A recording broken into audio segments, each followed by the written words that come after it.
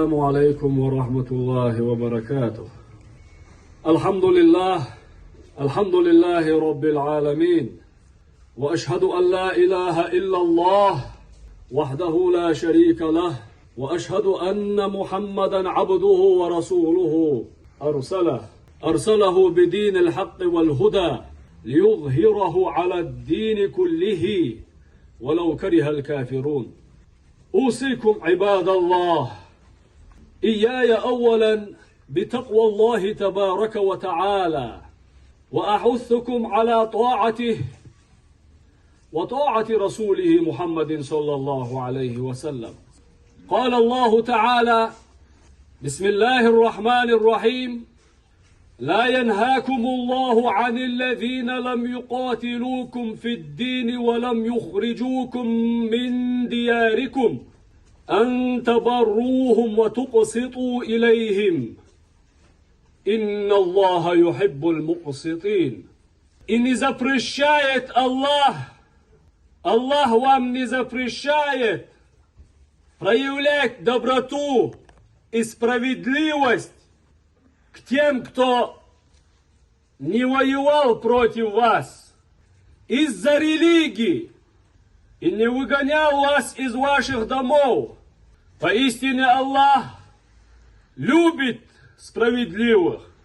Суть этого аята, о братья, что Всевышний Аллах не запрещает нам проявлять доброту и справедливость иноверцам, если же они не воюют против вас из-за религии. Религия – это основа всех верующих людей на этой земле.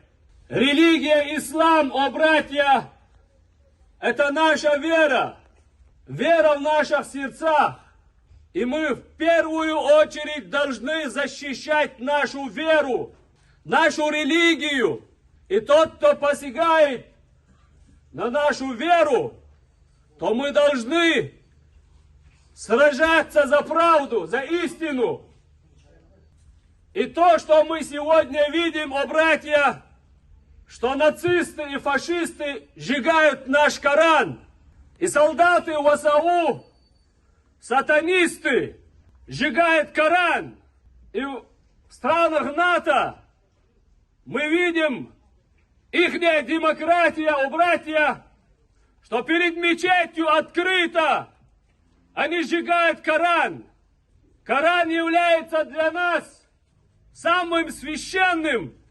И Всевышний не спаслал Коран, свой закон, чтобы мы уверовали и жили в истине, на правильном пути. Вот что значит ихняя демократия, о братья, что они посягают на нашу религию. Они порочат имя пророка Мухаммада, саллаллаху алейхи вассалям, карикатурами. Это открытый вызов для мусульман. И Всевышний Аллах говорит, что нам не запрещает проявлять доброту и справедливость иноверцам. Мы живем в России, и законы России защищают священные писания, в частности Коран. И правителям этой страны защищены чувства всех верующих людей, которые живут в этом государстве. И нам не запрещает Аллах проявлять доброту и справедливость к христианам, к иудеям. Мы на священном джихаде, о братья. Мы защищаем нашу веру словом и делом. И доказательство тому, что мы на священном пути, на священном джихаде, священный Коран и священные аяты Писания. Аллах говорит нам: Бисмиллахир рахманир рахим, алиф лам мим, гулибатир рум, في أدنى الأرض وهم من بعد غلبهم سيغلبون في بضع سنين لله الأمر من قبل ومن بعد ويومئذ يفرح المؤمنون بنصر الله ينصر من يشاء وهو العزيز الرحيم. Аллах говорит нам в Коране: повержены римляне в ближайшей земле, и после первого поражения римляне победят через несколько лет, и вся власть принадлежит Аллаху до победы и после победы. И вся власть принадлежит Аллаху до и после. В тот день, когда победят римляне, все верующие мусульмане обрадуются победой Рима, защитой от Аллаха. Ведь Аллах защищает, кого Он пожелает, и дарует свою победу, кому Он пожелает. Ведь Аллах всемогущий, милующий. В этом аяте доказательство, о братья, что наш путь, что наша задача и наш путь — священная война против нечисти, против дьявола, против нацистов. И довод тому, что мы на истинном пути, я расскажу вам, о братья, почему были ниспосланы эти аяты в священном Коране. Когда римляне победили над персами, и эту победу Всевышний Аллах одарил римлянам, спрашивается, почему? Потому что в то время Римская империя была христианским государством. Христианским государством, о братья. И когда пророк Мухаммад, саллаллаху алейхи вассалям, жил в Мекке, посланники Рима прибыли в Мекку, чтобы спросить, победим ли мы в этом сражении против Персии или проиграем. И они встретились с подвижником пророка Мухаммада, саллаллаху алейхи вассалям, и спросили его, что они прибыли, чтобы спросить у пророка Мухаммада, саллаллаху алейхи вассалям, победим ли мы в этом сражении или проиграем. Пророк Мухаммад, саллаллаху алейхи вассалям, ответил им, что римляне победят через несколько лет. Послушайте, о братья, почему он сказал это? Потому что в Римской империи распространялась христианская религия. Они уверовали в единого Бога. Они признали своего пророка Иисуса, алейхиссалям. А в Персии идолопоклонники, многобожники. Поэтому Всевышний Аллах даровал им победу, и Всевышний Аллах дарует свою победу, кому Он пожелает. И в этом священном писании, о братья, Аллах четко определяет дозволенность мусульманам и верующим помогать христианам, словом и делом. И Всевышний Аллах Азза ва Джаль дал христианам победу через несколько лет, и власть Всевышнего Аллаха дарует свою милость. Он Всевышний, всемогущий Аллах. И римляне победили над персами. И в тот день, о братья мусульмане, обрадовались все му'мины, все верующие люди мусульмане победой Рима. وَيَوْمَئِذٍ يَفْرَحُ الْمُؤْمِنُونَ بِنَصْرِ اللَّهِ يَنْصُرُ مَنْ يَشَاءُ وَهُوَ الْعَزِيزُ الرَّحِيمُ. И в тот день, когда победили римляне, все мусульмане обрадовались победой Рима над Персией. Ведь Всевышний Аллах дарует свою победу, кому Он пожелает. Всевышний Аллах всемогущий, милующий. И пророк Мухаммад, саллаллаху алейхи вассалям, стал гарантом победы Рима. Он гарантировал им эту победу. Он гарантировал им эту победу. И эти аяты, о братья, доказательство тому, что нам, мусульманам, дозволено помогать христианам словом и делом, имуществом. И если надо будет сражаться, то нам дозволено сражаться вместе с христианами против общего врага. И доказательство тому, что мы на священном джихаде, о братья, Всевышний Аллах говорит нам: бисмиллахир рахманир рахим. وَإِن نَكَثُوا أَيْمَانَهُمْ مِنْ بَعْدِ عَهْدِهِمْ وَطَعَنُوا فِي دِينِكُمْ فَقَاتِلُوا أَئِمَّةَ الْكُفْرِ إِنَّهُمْ لَا أَيْمَانَ لَهُمْ لَعَلَّهُمْ يَنْتَهُونَ.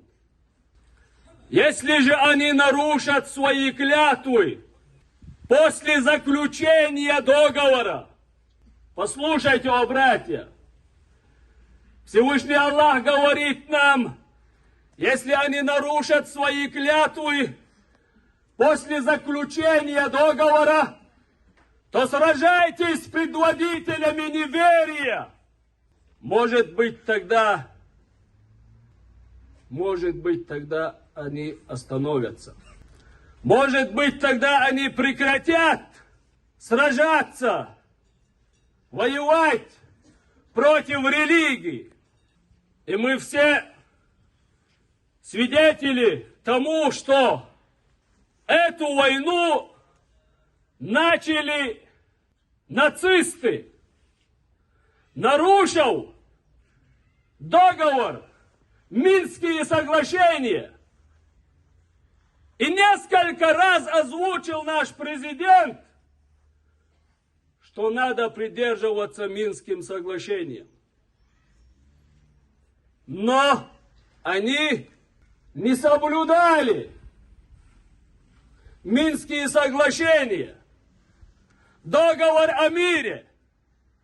Они каждый день бомбили Донецкую республику, Луганскую республику и убивали, уничтожали мирных людей. И мы, мусульмане, которые живем в этом государстве, мы должны защитить нашу религию. Мы должны защищать наше государство. И этот аят, и эти священные писания, братья, доказательство тому, что они на пути сатаны, они распространяют свою нечисть. Мы все видели, что в Украине, в Киеве были шествия ЛГБТ. И те мусульмане, которые жили в Украине, не вышли против этой нечисти. Почему? Потому что ихняя власть не разрешала им противостоять этой нечисти словом и делом. У них не было слова. И те христиане, которые жили в Украине, они тоже не выступили против нацизма и фашизма и против этой нечисти ЛГБТ. Мы все знаем это. И в Харькове были шествия, и в Одессе были шествия. Они открыто, не стесняясь Аллаха, распространяли свою нечисть. Субханаллах, пречист Всевышний Аллах. У них дети участвовали в гей-параде. Аллаху Акбар! Аллаху Акбар!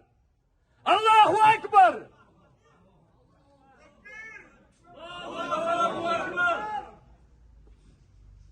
У них дети маленькие, ангелы участвовали в гей-параде.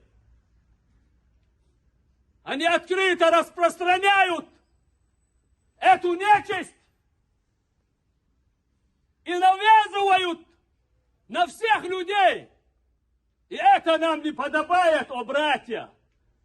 Мы это не разрешим. وَإِنَّ كَثُوا أَيْمَانَهُمْ مِنْ بَعْدِ عَهْدِهِمْ وَطَعَنُوا فِي دِينِكُمْ فَقَاتِلُوا أَئِمَّةَ الْكُفْرِ إِنَّهُمْ لَا أَيْمَانَ لَهُمْ لَعَلَّهُمْ يَنْتَهُونَ. Этот аят доказательство тому, что мы на истинном пути.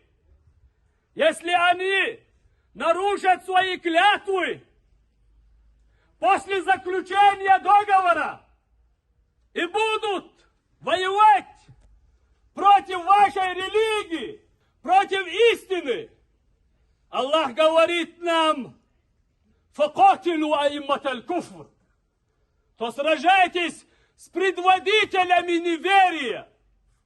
Ихняя власть нацистская, фашистская захватила власть в Украине. И они же угнетают мирных людей, мусульман и христиан, которые живут в Украине. Поэтому Аллах нам говорит, что сражайтесь с предводителями неверия. И доказательство тому, что мы на истинном пути, о братья, я хочу рассказать вам историю из лучших людей, пророка Мухаммада, саллаллаху алейхи вассалям, нашего любимого пророка, алейхиссалату вассалям. Когда сподвижники пророка Мухаммада, алейхиссалату вассалам, да будет доволен ими Аллах, когда переселились из Мекки в Эфиопию из-за религии, защищая свою религию, свою веру, мы все слышали эту историю и знаем, почему сподвижники пророка Мухаммада, саллаллаху алейхи вассалям, переселились из Мекки в Эфиопию. И правитель того времени в Эфиопии, рахматуллахи алейх, да смилуется над ним Аллах, дал им права жить в своем государстве. Послушайте, о братья, в христианском государстве. И правитель Ан-Наджаши дал им права исповедовать свою истинную религию. Но в то время было такое случай, что враги этого государства напали на Эфиопию. И сподвижники Мухаммада, саллаллаху алейхи вассалям, сражались вместе с правителем христиан против общего врага, о братья. Они обязали себя защищать это государство. Среди сподвижников был двоюродный брат пророка Мухаммада, саллаллаху алейхи вассалям, Джа'фар ибн Аби Талиб. И этот случай, о братья, хочу вам сказать, доказательство тому, что мы, жители этого государства, России, мы должны защищать наше государство. Как сподвижники пророка Мухаммада, саллаллаху алейхи вассалям, защищали христианское государство в то время и обязали себя защищать этого правителя, который дал им кровь и жилье, и равноправие, вероисповедание.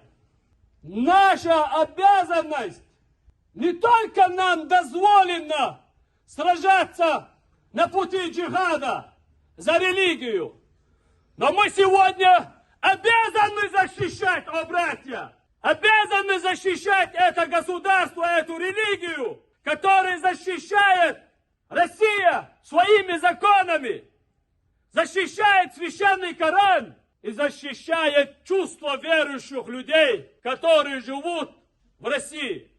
И мы скажем этим сатанистам: зарубите себя на носу, что мы не допустим, чтобы распространялась эта нечисть в России, в нашем государстве, в нашем доме. Мы защищаем наших детей от этой нечисти. Мы не хотим, чтобы наши дети ходили под флагом ЛГБТ. Субханаллах. Мы не допустим этого, братья. И мы на священном пути, на священном джихаде. Астагфируллаха ли ва лакум, иннаху хувал гафурур рахим, фастагфируху ва я фаузал мустагфирина, астагфируллах.